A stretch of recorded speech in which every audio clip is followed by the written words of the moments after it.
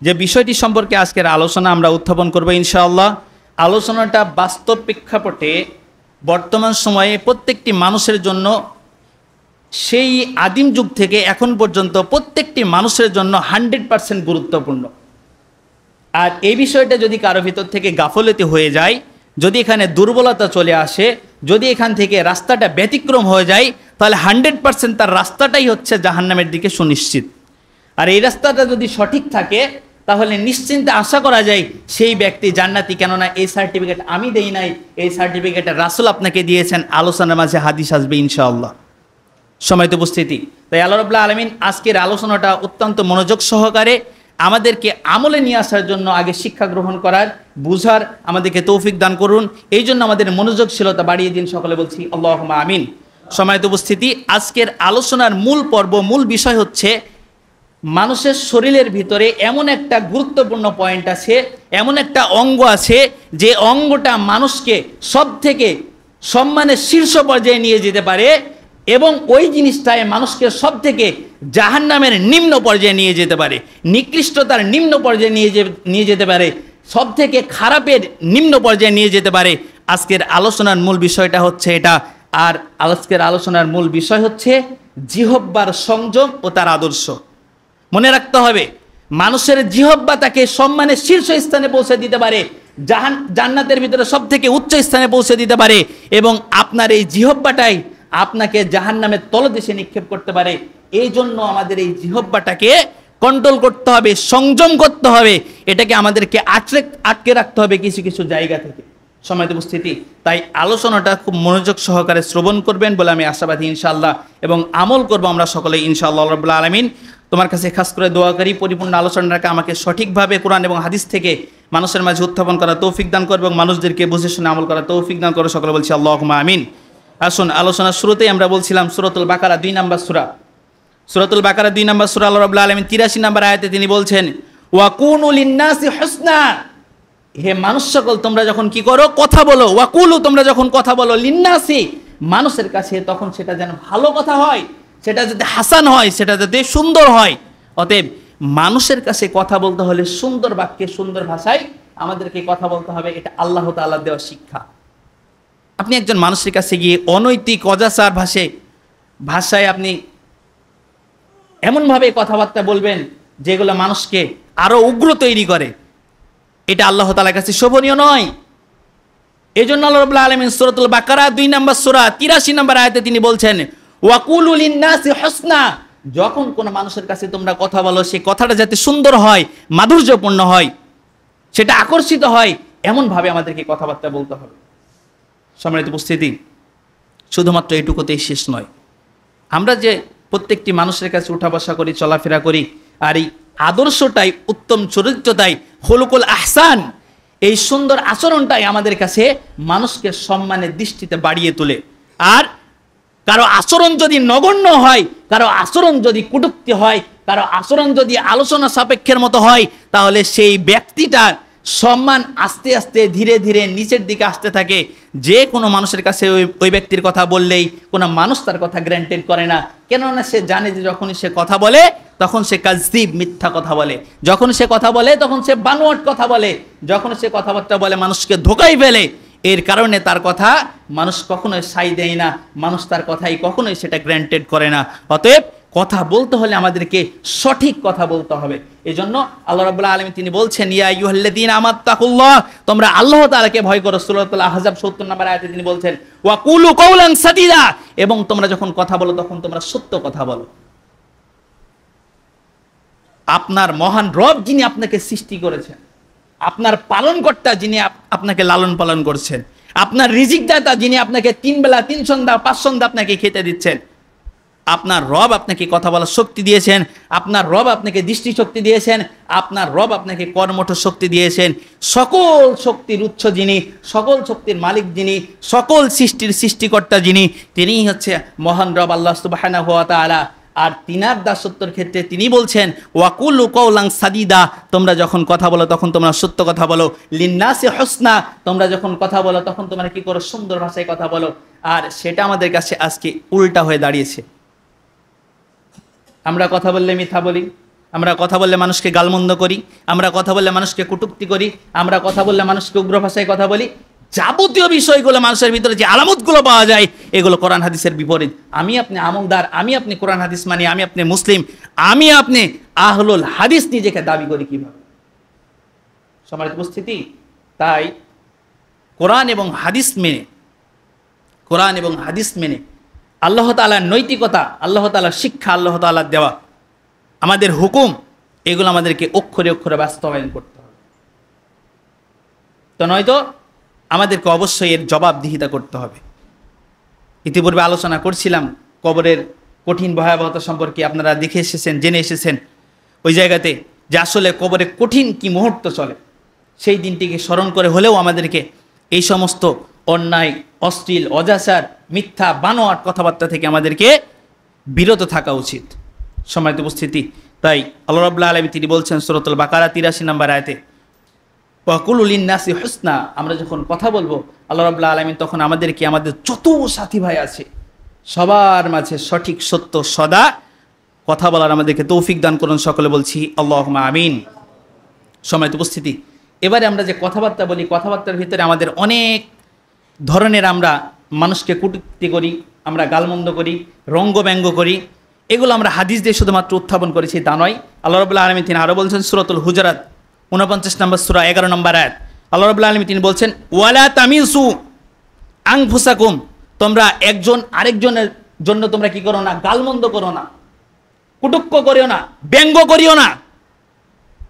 অথচ আজকে বাড়ি থেকে বের হলেই অমুক জনের নামে কি গালমন্দ চলছে, কি যে ভয়াবহতা অবস্থা তৈরি হয়েছে, এটা ধারণার বাদ।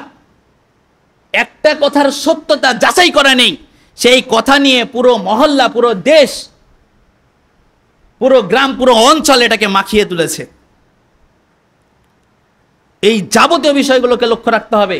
কখনো কোনো মানুষের নামে রঙ্গব্যঙ্গ করা যাবে না, কখনো কোনো মানুষের নামে কটূক্তি করা যাবে না, কখনো কোনো মানুষের নামে গালমন্দ করা যাবে না, কোনো মানুষের নামে কখনো আপনি মিথ্যাচার, অজাচার কথা বলতে পারবেন না। এটা আপনার ইসলামের খেলাফত, এটা আপনার বিপরীত। অতএব কথা যখন বলতে হবে তখন সঠিক কথা বলতে হবে, আর নথচ চুপ থাকতে হবে, প্রস্তুত আপনাকে চুপ থাকতে হবে। সম্মানিত উপস্থিতি, তাই তো আমাদেরকে লক্ষ্য রাখতে হবে। আল্লাহ রাব্বুল আলামিন সূরাতুল হুজুরাত 11 নম্বর আয়াতে তিনি বলছেন, ওয়ালা তামিসু আনফুসাকুম, তোমরা নিজেদের ব্যাপারে, তোমরা মানুষের কাছে তোমরা কি করো না? রঙ্গব্যঙ্গ করিও না, তোমরা মানুষের কাছে কুটুক্তি করিও না, কথাবার্তা লাগিয়ে বেরিও না, আর একজন আরেকজনের নামে তোমরা কাউকে অপমানজনক কথাবার্তা বলিও না। তাই আমাদেরকে আল্লাহ রাব্বুল আলামিন যে কোনো কথাবার্তা আপনাকে স্মরণ রাখতে হবে। সম্মানিত উপস্থিতি, কি করে বুঝায় আপনাকে গীবত শব্দটা যে কত বড় ভয়াবহ একটি পাপ, মিথ্যাচার যে কত বড় একটা ভয়াবহ পাপ, আপনাকে কি দিয়ে বোঝায়? সম্মানিত উপস্থিতি, আল্লাহ রাব্বুল আলামিন তিনি বলছেন, তোমরা কেউ কি আসো যে তোমরা পছন্দ করো তোমাদের মরা ভাইয়ের গোশত খেতে? আসেনি এমন কোন ব্যক্তি যে ব্যক্তি মরা ভাইয়ের গোশত খেতে চান? আমার বিশ্বাস একজনও ব্যক্তি মরা ভাইয়ের গোশত খেতে যাবেন না। মরা কেন, তাজা মানুষের গোশত খেতে চাইবেন না, কেননা সে আপনার ভাই, আর সেটা হারাম। আল্লাহ রাব্বুল আলামিন তিনি বলছেন, তোমরা কেউ কি আসো তোমরা তোমাদের মরা ভাইয়ের গোশত খেতে পছন্দ করো? আর যদি মরা ভাইয়ের গোশত খেতে পছন্দ না করো তাহলে আমাদেরকে গীবত ছেড়ে দিতে হবে। গীবত এমন একটা ভয়াবহ পাপ, যদি আপনি কারো নামে, সে এমন একটা কাজ করেছে যেটা খারাপ কাজ, আপনার দৃষ্টিতে হোক, সামাজিক দৃষ্টিতে হোক, ইসলামের দৃষ্টিতে হোক, সেটা খারাপ কাজ, আপনি তার উপস্থিতিতে অথবা অনুপস্থিতিতে যদি আপনি এমন কথা বলেন যে কথাটি সেই ব্যক্তি যার ব্যাপারে বলছেন সেই ব্যক্তিটি অপছন্দ করে, সেটা উপস্থিত হোক অথবা অনুপস্থিত হোক, সেটার নামই হচ্ছে গীবত।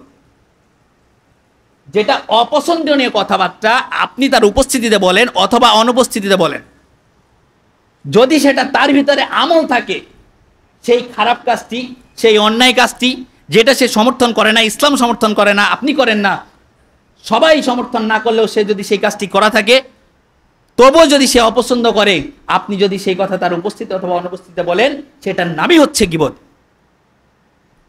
আর যদি সেই কাজটি সে করে না থাকে, তার ভিতরে যদি সেই আমলটি না থাকে, তাহলে আপনি কি করলেন? মিথ্যাচার করলেন।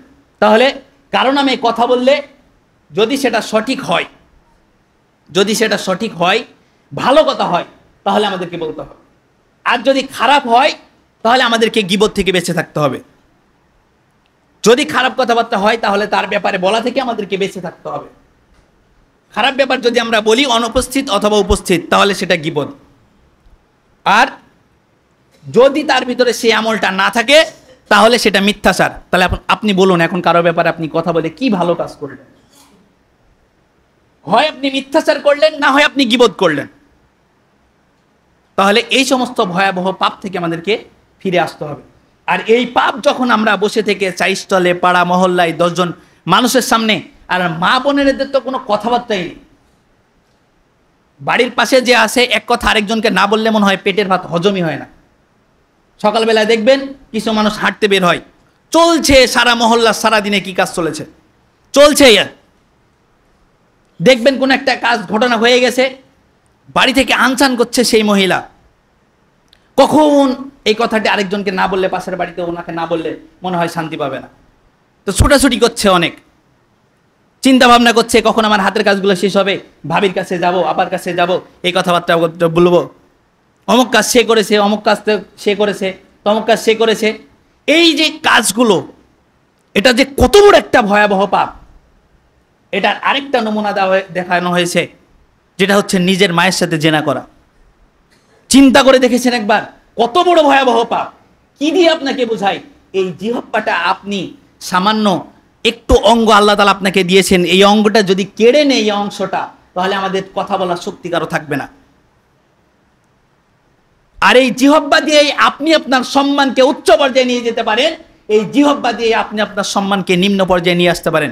গীবত করতে করতে এমন একটা পরিবেশ ঘটিয়ে ফেলেছেন, কোনো মানুষ আপনাকে আর বিশ্বাস করে না, কোনো মানুষ আপনাকে সম্মান দেয় না। আর গীবত ছেড়ে আপনি ভালো কাজ করুন। আমি গত 2 দিন আগে বলছিলাম, আল্লাহ রাব্বুল আলামিন তিনি বলছেন, মিম্মান দাআ ইলাল্লাহ, তোমাদের ভিতরে এমন কোন ব্যক্তি আছে যে সব থেকে উত্তম। আমি আমার ফেসবুক পেজ থেকে একটি আলোচনা ছেড়েছি, যেটার নাম হচ্ছে, আমরা প্রত্যেকটি ব্যক্তি হচ্ছে বক্তা, প্রত্যেকটি ব্যক্তি হচ্ছে শ্রোতা। প্রত্যেকটি ব্যক্তি হচ্ছে বক্তা, প্রত্যেকটি ব্যক্তি শ্রোতা, কিন্তু এই বক্তা এবং শ্রোতার মাঝখানে পার্থক্য রয়েছে। আর সেটা হচ্ছে, যে ব্যক্তি কি করে, মিম্মান দাআ ইলাল্লাহ, আল্লাহ তাআলার দিকে আহ্বান করে। যার কথাটি সব থেকে মূল্যবান সেই ব্যক্তি হচ্ছে যে ব্যক্তি আল্লাহ তাআলার দিকে দাওয়াত প্রদান করে, আল্লাহ তাআলার দিকে আহ্বান করে। সেই জন্য সে আয়াতে বলা হচ্ছে, আল্লাহ রাব্বুল আলামিন তিনি বলছেন, তোমাদের ভিতরে তার কথা থেকে আর কার কথা উত্তম রয়েছে? যে ব্যক্তি আল্লাহ তাআলার দিকে আহ্বান করে।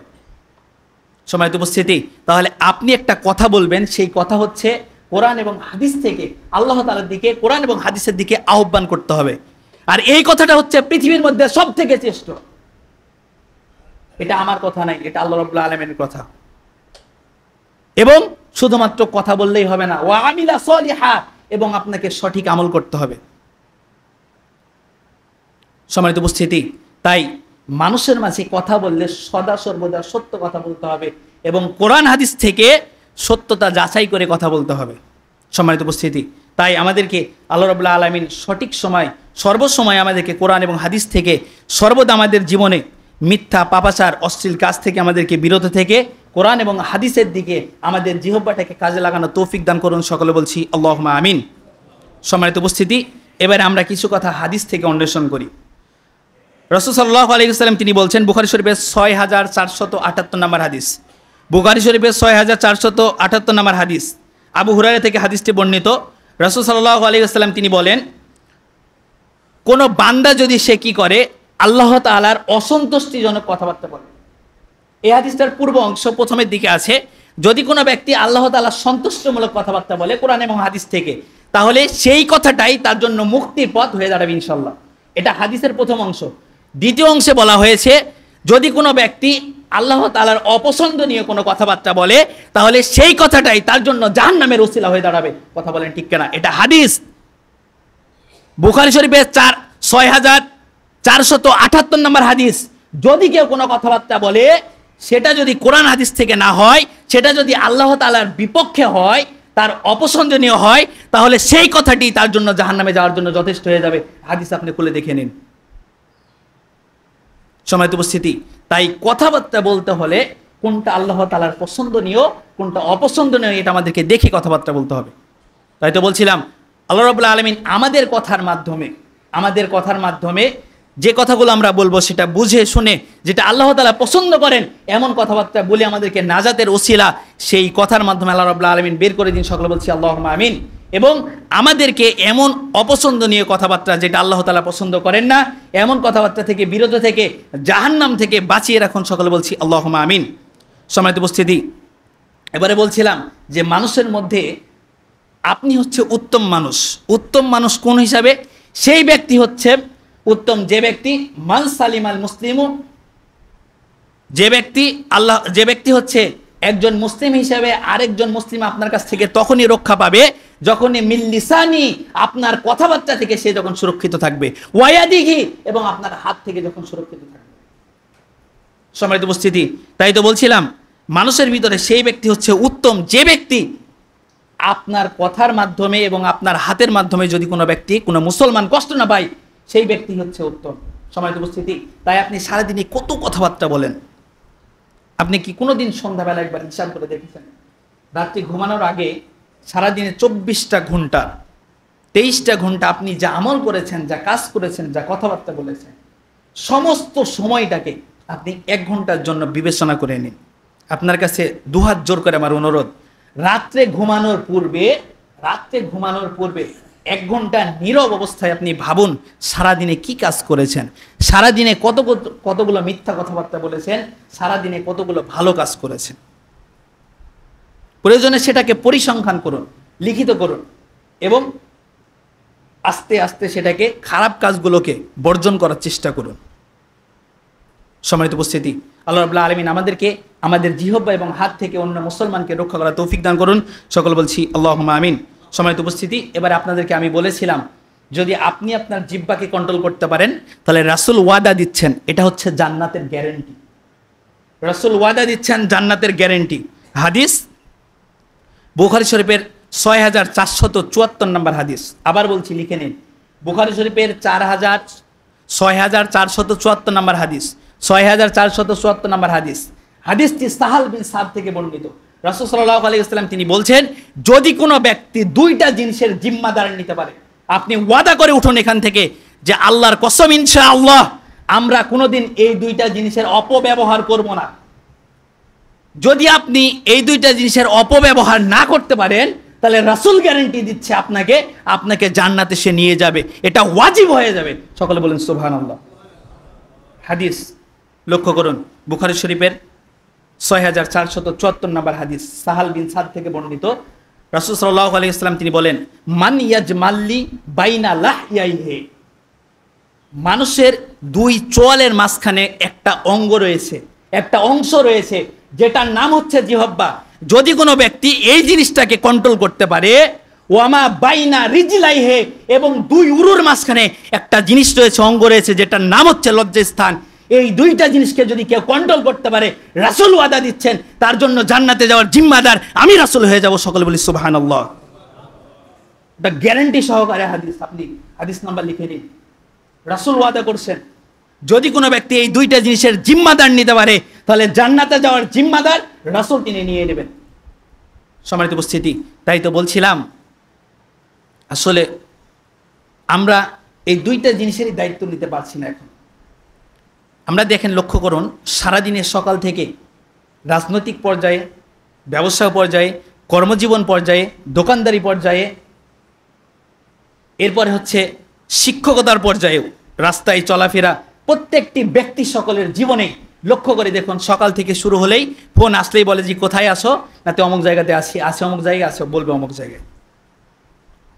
স্থানান্তর, কে যেন বললো কয়েকদিন আগে যে বানেশ্বর থেকে গাড়ি ছেড়েছে, আধা কিলোমিটার আসতে পারেনি, বলছে যে ফোন দিয়ে বলছে একজন সিএনজি ড্রাইভার বলছে যে কোথায় আসো, নাতে বলছে যে এই তো কাটাখালি পের হলাম, বানেশ্বর আসবো, রাজশাহী পৌঁছবো অবস্থা।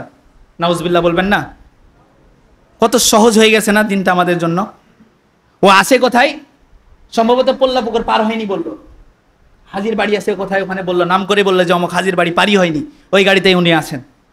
তো বলছে যে ওনাকে ফোন দিয়েছে, মানে আপনার যখন ওই যে যেখানে স্টেশন আছে ওনাদের গাড়ি থামে, হয়তো মাস্টার ফোন দিয়েছে, ফোন দিয়ে বলছে কোথায় আছে, অথবা কোনো গাড়িওয়ালা ফোন দিয়েছে সিরিয়ালের জন্য হয়তো বলবে। তো যেই হোক বলুক না কেন, ফোন দিয়েছে বলছে যে নাতে কাটাখালি পার হয়েছি, রাস্তায় ধরবো অবস্থা। দুনিয়াটা কত সহজ হয়ে গেছে আমাদের জন্য মিথ্যাচার। আল্লাহু আকবার। সকালবেলা কথা বললেই যখন আমরা ব্যবসায় শুরু করি, 1 টাকার জিনিস 5 টাকা দরে আমরা বিক্রি করি মিথ্যা কথাবার্তা বলে। আমরা এক জায়গা থেকে আরেক জায়গায় চলাচলা করি মিথ্যা কথাবার্তা বলে।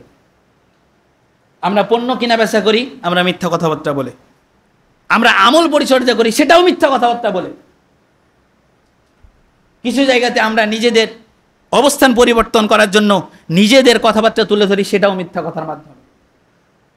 আর রাজনৈতিক পর্যায়ে যে কি মিথ্যাচার চলে এটা তো বলেই বোঝানো যাবে না। আর প্রত্যেকটি মানুষের জীবনই হচ্ছে রাজনৈতিক। আপনি আপনার পরিবারের কাছে আপনি কর্তা হিসেবে রাজনীতি করছেন, আপনার সমাজ আপনার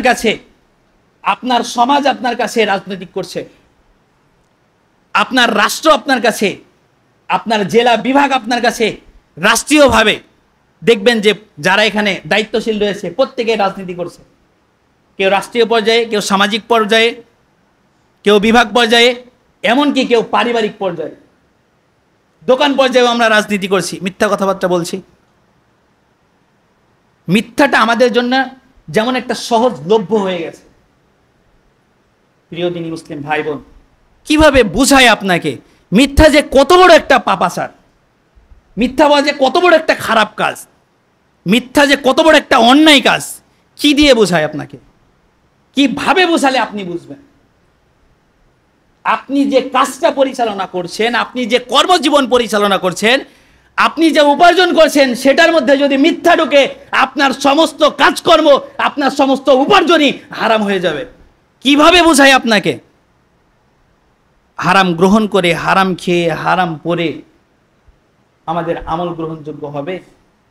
আল্লাহ নিজে পবিত্র, তিনি পবিত্র কোনো কিছু ছাড়া গ্রহণ করেন না। সম্মানিত উপস্থিতি, কথা বললে অনেক কথা, তাই এই হাদিস থেকে আমরা 2টা জিনিসের শিক্ষা নিতে চাই। আরেকটা হচ্ছে যেটা দ্বিতীয়ত বলছিলাম, যেটা হচ্ছে লজ্জাস্থান। আমাদের লজ্জাস্থানকে কন্ট্রোল করতে হবে, যেটা সামাজিক পর্যায়ে অনেক ভয়াবহ একটা পরিবেশ ধারণ করেছে। এটা সব থেকে বেশি অবস্থান করে ইউএসএ অর্থাৎ আমেরিকাতে, এরপরে প্রভাব বিস্তার করেছে বিভিন্ন জায়গাতে। আর বাংলাদেশেও বর্তমান 98 হিজরিতে, মানে যখন 90 দশকে যে অবস্থা চলছিল ইউএসএ, আজকে বাংলাদেশে সেই অবস্থা হয়ে গেছে। অসংখ্য আবাসিক হোটেল, অসংখ্য বাড়িঘর, অসংখ্য দোকান বাসা ভাড়া দিয়ে রেখেছে শুধুমাত্র এই অপকর্ম চালানোর জন্য। আল্লাহ আমাদেরকে এখান থেকে হেফাজত করুন, আমাদের লজ্জাস্থানকে সংরক্ষণ করুন, জাতিকে সংরক্ষণ করুন, আমাদের সবাইকে এই লজ্জাস্থানের হেফাজত করে আমাদেরকে জান্নাতের জিম্মাদার রাসূলের হাতে তুলে দেওয়া তৌফিক দান করুন। সকলে বলছি আল্লাহুম্মা আমিন। সম্মানিত উপস্থিতি, কথা খুব বেশি বাড়াবো না, অল্প কিছু কথাবার্তা আপনাদের মাঝে বলে শেষ করবে ইনশাআল্লাহ। আমরা বলছিলাম যে আমাদেরকে জিহ্বা কন্ট্রোল করতে হবে। জিহ্বা কন্ট্রোল করার জন্য আমরা যে সকল কাজগুলো করতে পারি, সেটা হচ্ছে কি কি বিষয়ে, কি কি কাজে আমাদেরকে এই জিহ্বাকে কন্ট্রোল করতে হবে, কি কি কাজে আমাদেরকে এই জিহ্বাকে লাগাতে হবে। এখন লক্ষ্য করুন, বেশ কয়েকটা বিষয় আমরা উল্লেখ করবো, যে আজকের আলোচনা শেষ করবো ইনশাআল্লাহ। 1 নম্বর বিষয় হচ্ছে আমাদেরকে গীবত থেকে বেঁচে থাকতে হবে। বলেছি গীবত একটা অত্যন্ত ভয়াবহ কঠিন পাপ, যেটা সূরাতুল হুজুরাত 49 নম্বর সূরা 12 নম্বর আয়াত আল্লাহ রাব্বুল আলামিন তিনি বলছেন যে তোমরা কেউ কি তোমাদের আসো যে তোমাদের মরা ভাইয়ের গোশত খেতে পছন্দ করো। আর এর সমতুল্য হচ্ছে গীবত। আপনি সাইডস্থলে বসে থেকে গীবত করছেন, পাড়া মহল্লায় বসে থেকে গীবত করছেন, এক জায়গায় বসে থেকে গীবত করছেন, রাস্তাঘাটে চলাফেরায় গীবত করছেন। প্রত্যেকটি জায়গার অবস্থানে গীবত থেকে আমাদেরকে বাঁচিয়ে রাখুক। এই গীবতের ভয়াবহতা সম্পর্কে আল্লাহ রাব্বুল আলামিন আমাদেরকে পূর্ণ জ্ঞান দান করুক। সকলে বলছি আল্লাহুম্মা আমিন। 2 নম্বর বিষয় আমরা বলছিলাম চগলখড়ি থেকে বেঁচে থাকতে হবে। চগলখড়ি এমন একটা বিষয় যেটা হচ্ছে নিন্দাচার। আপনি একজন আরেকজনের ব্যাপারে আপনি নিন্দাচার করে বেড়ালেন, আপনার দেখা দেখি 8-10 জন নিন্দাচার করে বেড়ালো, যাবতীয় সকল পাপের একটা অংশ আপনার জীবনে, আপনার আমল নামায় সেটা ঢুকবে। এর কারণে লক্ষ্য রাখতে হবে যে পাড়া মহল্লায়, গ্রামে, কোনো জায়গাতেই, শহরে, বন্দরে, অফিস কারখানায়, আমাদের কর্মক্ষেত্রে কোনো জায়গাতে কোনো মানুষের জন্য আমরা নিন্দাচার করব না। যদি কোনো ব্যক্তি নিন্দাচার করে, নিন্দা কাজ করে, তাহলে সেই ব্যক্তিকে আমরা কি করব? তাকে উপদেশ দেব যে ভাই হয়তো বা এই কাজটি তোমার জন্য খারাপ, এই কাজটি তোমার আমলের জন্য খারাপ, অতএব তুমি এই কাজ থেকে ফিরে থাকো। দ্বিতীয় কোনো ব্যক্তিকে বলবো না, যে কাজ করেছে তাকেই বলবো। এটা সব থেকে বড় গুণ। তাহলে সেই ব্যক্তি পরিবর্তন হতে পারবে। নতুবা আপনি যদি পাড়া মহল্লায় বলে বেড়ান তাহলে সেই ব্যক্তি তো পরিবর্তন হবে না। অতএব তাকে পরিবর্তন করতে পারলে আপনি সেখান থেকে সওয়াবের ভাগিদার হবেন। অতএব এই জন্য আমাদেরকে লক্ষ্য রাখতে হবে, এই চুগলখড়ি থেকে, নিন্দাচার থেকে আমাদেরকে বেঁচে থাকতে হবে এবং সঠিক পর্যায়ে আমাদেরকে মানুষ যাতে ভালো কাজ করে সেই কাজ আমাদেরকে, সেই চিন্তা ভাবনা আমাদেরকে করতে হবে। 3 নম্বর বিষয় বলছিলাম মিথ্যাচার। আমরা যাবতীয় ক্ষেত্রে যে সকল মিথ্যাচারগুলো ব্যবহার করি এটা আমাদের আমলের জন্য সব থেকে বেশি ক্ষতিকর বিষয়। অতএব এই মিথ্যাচার থেকে আমাদেরকে বেঁচে থাকতে হবে। 4 নম্বর বিষয় বলছিলাম অশ্লীলতা এবং কটু কথা, যেটা আমাদের ভিতরে ব্যাপকভাবে এটা পরিচিতি লাভ করেছে, ব্যাপকভাবে প্রসার ঘটে গেছে। আমাদের এই কটু কথা থেকে এবং অশ্লীলতা থেকে আমাদেরকে বিরত রাখতে হবে, বিরত থাকতে হবে, জিহ্বাকে এবং আমাদের লজ্জাস্থানকে, উভয় জিনিসকে। আল্লাহ রাব্বুল আলামিন এখান থেকে বাঁচিয়ে থাকার আমাদেরকে তৌফিক দান করুন, সকলে বলছি আল্লাহুম্মা আমিন। এরপরে 5 নম্বর বিষয় যেটা বলছিলাম, 6 নম্বর বিষয় যেটা হচ্ছে মানুষের ভিতরে একটা জিনিস তৈরি করে, সেটা হচ্ছে রাগ। আর এই রাগটা মানুষের ভিতরে একজন আরেকজনের ভিতরে তর্কাতর্কি তৈরি করে, অর্থাৎ ঝগড়া বিবাদ, এখান থেকে মারামারি গন্ডগোলের উৎপত্তি তৈরি হয়। অতএব যেখানে দেখবেন কথাবার্তা হচ্ছে সেখানেই 100% শয়তান আছে, সেখানেই 100% শয়তান আছে। হাদিস আমার কাছ থেকে নিয়ে যাবেন, এখন সময় পাচ্ছি না। তো যেখানে উচ্চবাচ্য হচ্ছে সেখানে 100% শয়তান আছে। আর সেই জায়গাতে কন্ট্রোল করতে হবে। যে ব্যক্তি উচ্চবাচ্য করছেন তাকেও কন্ট্রোল করতে হবে, পরিবারে যারা আছে তাদেরকেও কন্ট্রোল করতে হবে, তবেই বিষয়টা সমাধানে আসবে। নতস একজন উচ্চবাচ্য করছে, ঝড়কা বিবাদ করছে, পাশে থেকে এই দেখবেন যে একজন শয়তান যে কান কথা লাগাচ্ছে, ও তোমার বিটিকে অমুক কিছু বলেছে, ও তোমার ভাইকে অমুক কিছু বলেছে, ও তোমার জমির আইল ঠেলেছে, তোমার ভয়ে ছাগল চড়িয়ে দিয়েছে, তোমার বকরি ধরে খেয়েছে, তোমার মুরগি মেরে খেয়েছে, তোমার বকরির ঠ্যাং ভেঙে দিয়েছে। এই যে কথাবার্তাগুলো, এই যাবতীয় মিথ্যাচারগুলো, কাজগুলো থেকে আমাদেরকে বিরত থাকতে হবে। সম্মানিত উপস্থিতি, তাই তো বলছিলাম এই যে আমাদেরকে ঝড়গা বিবাদ তৈরি করার জন্য ওই যে শয়তানটা আসলো, ওইটাই হচ্ছে শয়তান তাকে পাঠিয়ে দিয়েছে, শয়তানই তাকে নিয়ে এসেছে। তো বলছিলাম যেখানে উচ্চ তর্ক বাক্য আছে, যেখানে ঝড়গা বিবাদ আছে, সেখানে শয়তান আছে। এই জন্য সেই বিষয়টাকে কন্ট্রোল করার চেষ্টা করতে হবে। আল্লাহ রাব্বুল আলামিন আমাদেরকে তৌফিক দান করুন, সকল বলছি আল্লাহুম্মা আমিন। এবং 7 নম্বর বিষয় যেটা বলছিলাম, আমাদের জিহ্বাকে কন্ট্রোল রাখতে হবে এমন জায়গা থেকে, কাউকে অপমান অভিশাপ দেওয়া থেকে আমাদেরকে বিরত থাকতে হবে। আপনি কোনো একজন ব্যক্তিকে অপমান করবেন, সেখান থেকে আপনি সম্মান অর্জন করবেন, এটা হতে পারে না। আপনি কোনো একজন ব্যক্তিকে অভিশাপ দিবেন, সেই অভিশাপটা আপনাকেও যে সে ঘুরে দিবে না, এরকমটা হতেও পারে না। অবশ্যই সেটা হতে পারে, এটা স্বাভাবিক ব্যাপার। অতএব কাউকে যদি আপনি অভিশাপ দেন, কাউকে যদি অপমান করেন, পাল্টাক্রমে সেও আপনাকে অপমান করার চেষ্টা করবে, সেও আপনাকে অভিশাপ দেওয়ার চেষ্টা করবে। অতএব আমাদের জিহ্বাকে আমাদেরকে কন্ট্রোল রাখতে হবে অপমানজনক কাজ থেকে, অপমানজনক কথাবার্তা থেকে, এবং আমাদেরকে অপবাদ দেওয়া থেকে আমাদেরকে জিহ্বাকে কন্ট্রোল রাখতে হবে। এই উল্লেখযোগ্য এই 7টি কাজ থেকে আমাদের জিহ্বাকে আল্লাহ রাব্বুল আলামিন কন্ট্রোল রাখার তৌফিক দান করুন, সকল বলছি আল্লাহুম্মা আমিন। এবং যে সকল কাজগুলোতে আমাদের জিহ্বাকে কাজে লাগাতে হবে, লক্ষ্য করুন 1 নম্বর বিষয় হচ্ছে সৎ কথাবার্তা বলা। আমি আগেই বলেছি সূরাতুল আহজাব 70 নম্বর আয়াত, 33 নম্বর সূরা 70 নম্বর আয়াতে তিনি বলছেন আমানুত্তাকুল্লাহ ইয়া আইয়ুহাল্লাযীনা আমানু, হে ঈমানদারগণ, আমানুত্তাকুল্লাহ, তোমরা আল্লাহ তাআলাকে ভয় করো, ওয়া কুলু কাওলান সাদিদা, এবং তোমরা ভয় করো এবং তোমরা সত্য কথা বলো। তাহলে যে কথাটা আমরা বলবো সেটা সম্পর্কে আপনাকে পূর্ণ জ্ঞান থাকতে হবে, আপনাকে পূর্ণ জ্ঞান রেখে বুঝতে হবে যে এই কথা জবাবদিহিতা এই পৃথিবীর বুকে করতে না হলেও আল্লাহ তাআলার কাছে করতে হবে। তাই আপনি যে কথাটি মুখ থেকে বের করছেন, জিহ্বা থেকে বের করছেন, সেই কথা সম্পর্কে আপনাকে পূর্ণ জ্ঞান রাখতে হবে। এজন্য সর্বদা সঠিক কথা বলার চেষ্টা করবেন, সত্য কথা বলতে হবে। এজন্য তো আল্লাহ রাব্বুল আলামিন তিনি বলছেন তোমরা আল্লাহ তাআলাকে ভয় করো এবং সদা সর্বদা সত্য কথা বলো। 2 নম্বর বিষয় বলছিলাম ওয়ারাত্তিলিল কুরআনা তারতিলা। পৃথিবীর ভিতরে এমন কোনো গ্রন্থ নেই, এমন কোনো ভাষা নেই, এমন কোনো অক্ষর নেই যে অক্ষরটা আপনাকে প্রত্যেকটা অক্ষরে 10টি করে সওয়াব আপনার আমলনামায় যোগ করবে। আর সেটাই হচ্ছে যেটা আপনার আমলনামায় 10টি করে সওয়াব যোগ করবে, সেটা হচ্ছে আরবি ভাষার 29টি হরফ। আর এই 29টি হরফের মাধ্যমে আল্লাহ রাব্বুল আলামিন পবিত্র মহাগ্রন্থ আল কোরআন আমাদের মাঝে নাজিল করেছেন। আর এই কোরআনটাকে আমাদেরকে তারতিলের সাথে আমাদেরকে পাঠ করতে হবে, সুন্দরভাবে তিলাওয়াত করতে হবে। আর এই তিলাওয়াতের মাধ্যমে আমাদের ভাষাটাকে, আমাদের সুন্দর শব্দটাকে, আওয়াজটাকে সুন্দরভাবে বের করতে হবে। তাই আল্লাহ রাব্বুল আলামিন আমাদেরকে তারতিলের সাথে সুন্দরভাবে তেলাওয়াতে আমাদের জিহ্বাকে কাজে লাগাতে হবে। আমাদেরকে সেই তৌফিক দান করুন, সকল বলছি আল্লাহুম্মা আমিন। 3 নম্বর বিষয় আমরা বলছিলাম দোয়া এবং জিকির। মিশকাত শরীফের শেষের দিকে একটা হাদিস আছে যেখানে বলা হয়েছে আল্লাহ রাব্বুল আলামিন সব থেকে সেই ব্যক্তিকে বেশি পছন্দ করেন, সেই দুইটা ঠোঁটকে বেশি পছন্দ করেন, যে দুইটা ঠোঁট আল্লাহ তাআলার জিকিরে সবসময় নড়তে থাকে। কেমন? সুবহানাল্লাহ, আলহামদুলিল্লাহ, আল্লাহু আকবার, আস্তাগফিরুল্লাহ, লা ইলাহা ইল্লাল্লাহ। ঠিক এইভাবে আপনি যতটুকু ফাঁকা সময় পাবেন, এই সময়টুকু আপনি কি করবেন? আপনি কাজে লাগাবেন জিকিরের মাধ্যমে। তাহলে আপনার জিহব্বাটা সঠিক কাজে ব্যবহার হবে। আল্লাহ রাব্বুল আলামিন আমাদেরকে জিহব্বাটাকে সঠিক কাজে ব্যবহার করার জন্য সার্বক্ষণিক জিকিরের মাধ্যমে আমল করার তৌফিক দান করুন। সকল বলছি আল্লাহুম্মা আমিন। 4 নম্বর বিষয় বলছিলাম ভালো উপদেশ সংক্রান্ত। এ বিষয়ে অনেক জায়গাতে কোরআনে আয়াতে এসেছে, ওয়ায়ানহাউনা আনিল মুনকার ওয়ায়ামুরুনা বিল মারুফ ওয়ান নাহি আনিল মুনকার। তোমরা কি করো? সব সময় ভালো উপদেশ দাও এবং তোমরা খারাপ কাজ থেকে বিরত থাকো। এটা পবিত্র কোরআনের আয়াত। সময় উপস্থিতি তাই বলছিলাম, হাদিসে এসে ওয়াল আমরু বিল মারুফ ওয়ান নাহি আনিল মুনকার, তোমরা ভালো কাজের আদেশ করো, অসৎ কাজ থেকে তোমরা বিরত থাকো। অতএব আমাদেরকে ভালো কাজের আদেশ করতে হবে, সৎ কাজের উপদেশ দিতে হবে এবং খারাপ কাজ থেকে আমাদেরকে বিরত থাকতে হবে।